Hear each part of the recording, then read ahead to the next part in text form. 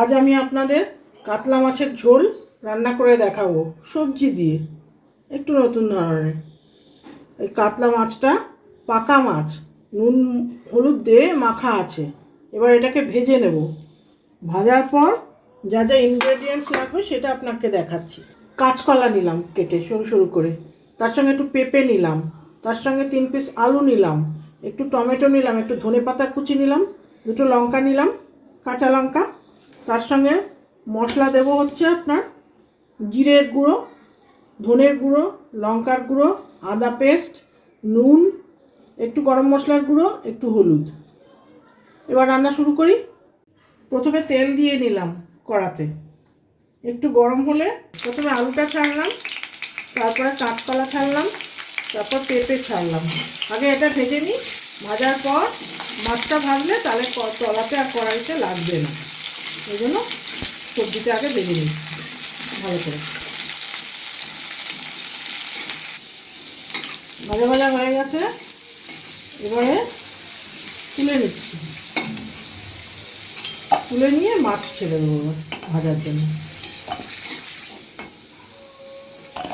এটা একটু ভেজে নিলাম কেন, তাহলে মাছটা আর তলায় লাগবে না। এবারে নুন হলুদ মাখা আছে,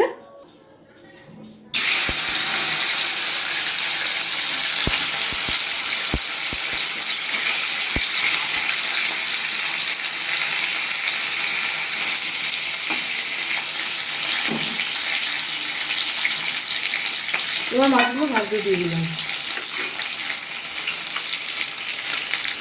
একটু তেল দিয়ে দিচ্ছি কড়াতে, একটুখানি জিরে দিলাম আর একটুখানি কালো জিরে দিলাম।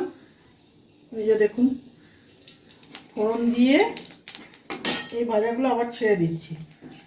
আলুটা, কাঁচকলাটা, পেঁপেটা সব আবার ছেড়ে দিচ্ছি। দিয়ে এবারে টমেটোটাও এদের সঙ্গে ছেড়ে দিচ্ছি।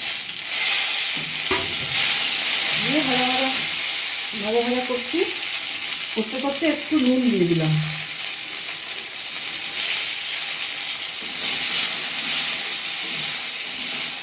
এবারে একটু হলুদ দিয়ে দিলাম।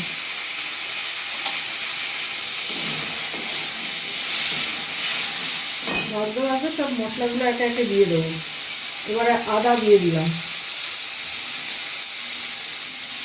এবার একটু লঙ্কার গুঁড়ো দিয়ে দিলাম। এবার একটু ধনের গুঁড়ো দিয়ে দিলাম। এবার একটু জিরের গুঁড়ো দিয়ে দিলাম।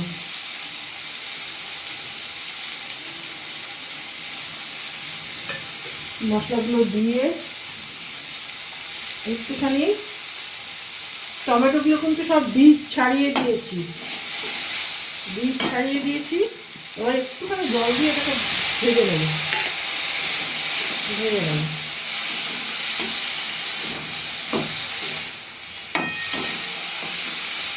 মশলাটাকে একটু ভাজা ভাজা করে নেব। সামান্য একটু জল দিই, ভেজে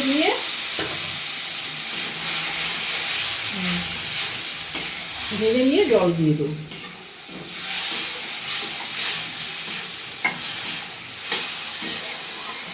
এই একটা কাঁচা লঙ্কা এখন দিচ্ছি, আর একটা পরে দেবো।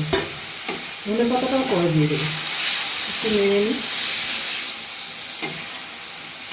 মশলাটার মধ্যে জল না দিলে মশলাটা শুকনো শুকনো ভাজলে তেতো হয়ে যাবে, পুড়ে যাবে। সেই জন্য একটু জল দিয়ে দিলাম। ভাজা ভাজা হয়ে গেছে, এবারে জল দিয়ে দিই।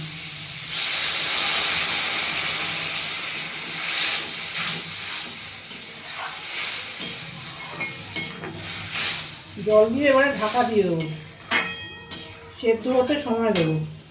এখন এই ধনে পাতাটা দিয়ে দিলাম, এই কাঁচা লঙ্কাটাও দিয়ে দিলাম, আর একটা কাঁচা লঙ্কা ছিল দিয়ে দিলাম।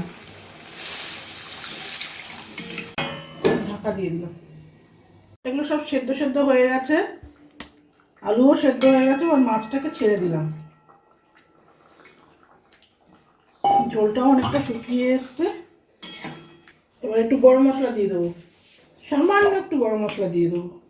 তরকারি গন্ধ ভালোই লাগে, কিন্তু একটু সামান্য গরম মশলা দিয়ে দিলাম। দিয়ে একটু অন করে দিয়ে ভালো করে নেড়ে চেড়ে মাছটা এপিট ওপিট করে দিই, দিয়ে নামিয়ে দিচ্ছি। হয়ে গেছে, মাছের ঝোল রেডি। এবারে ঢেলে দিচ্ছি, হয়ে গেছে, সবজি দিয়ে মাছ রেডি।